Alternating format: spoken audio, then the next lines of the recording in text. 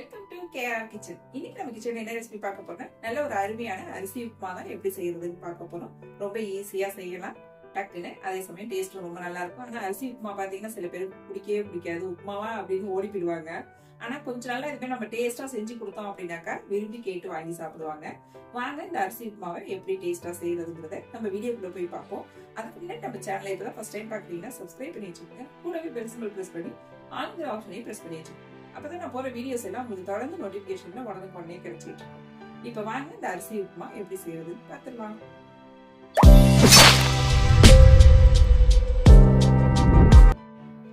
இன்னைக்கு அரிசி உப்புமா செய்யறதுக்கு 1 டம்ளர் அளவுக்கு பச்சரிசி எடுத்திருக்கேன்.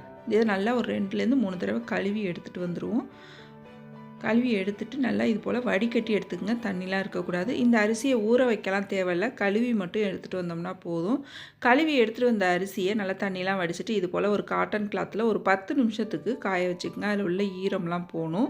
ஒரு 10 நிமிஷம் ஃபேன் காற்றுல போட்டு வச்சிங்கன்னா போதும், டக்குன்னு காஞ்சி வந்துடும்.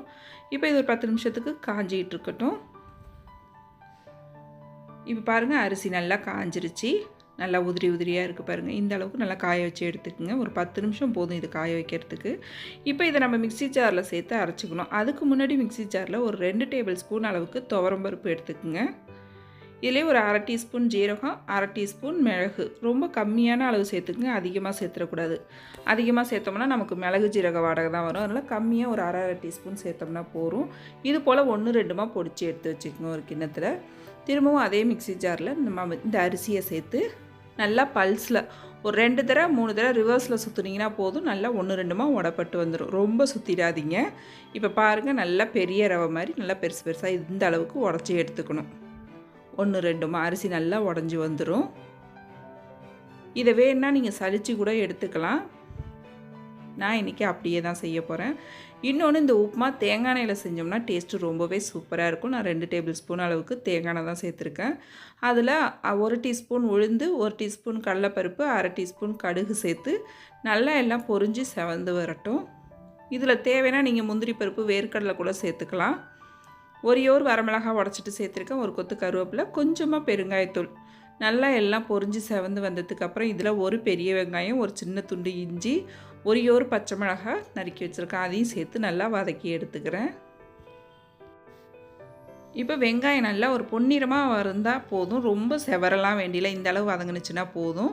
இதில் நம்ம பொடிச்சு வச்சுருக்க அந்த துவரம்பருப்பு, மிளகு ஜீரகத்தை சேர்த்து ஒரு 2 செகண்ட் வதக்கி விடுங்க. எண்ணெயில் வதக்கிட்டு செய்யும் போது நல்ல வாசனையாக டேஸ்ட்டாக இருக்கும் உப்புமா.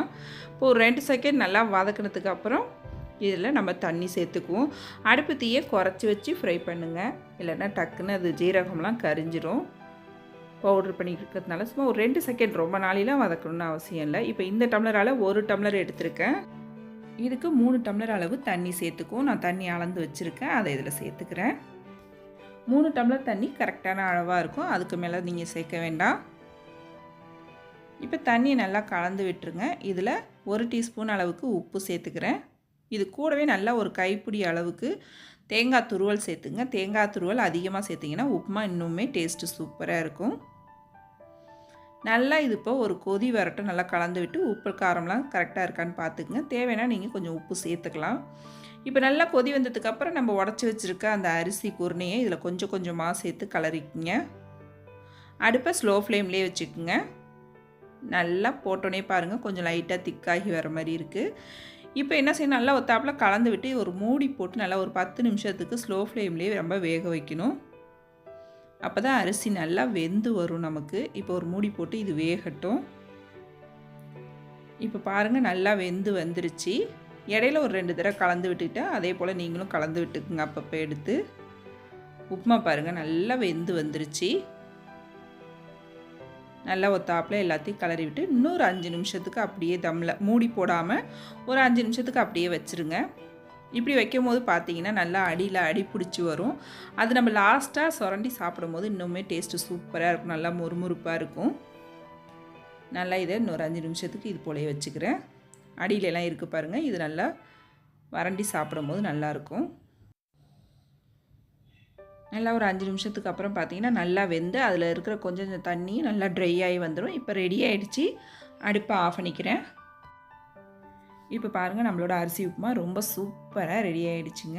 இதுக்கு நல்லா ஒரு தேங்காய் சட்னி கூட சாப்பிட்றப்ப ரொம்ப அருமையாக இருக்கும். அப்படி இல்லைன்னா நம்ம வீட்டில் காரக்குழம்புலாம் வைக்கும்போது அது கூட கூட சாப்பிட்றதுக்கு ரொம்ப சூப்பராக இருக்குங்க. ரொம்ப அருமையான இந்த அரிசி உப்புமாவை நான் சொன்ன சின்ன சின்ன டிப்ஸோடு ஃபாலோ பண்ணி செஞ்சு பாருங்கள். செஞ்சு பார்த்துட்டு எப்படி இருக்குன்னு எனக்கு கமெண்ட் பண்ணுங்கள். என்னோட இந்த ரெசிபி பிடிச்சிருந்துன்னா லைக் பண்ணுங்கள், ஷேர் பண்ணுங்கள். மறக்காமல் நம்ம கேஆர்ஆர் கிச்சனை சப்ஸ்கிரைப் பண்ணி வச்சுக்கோங்க. தேங்க்ஸ் ஃபார் வாட்சிங்.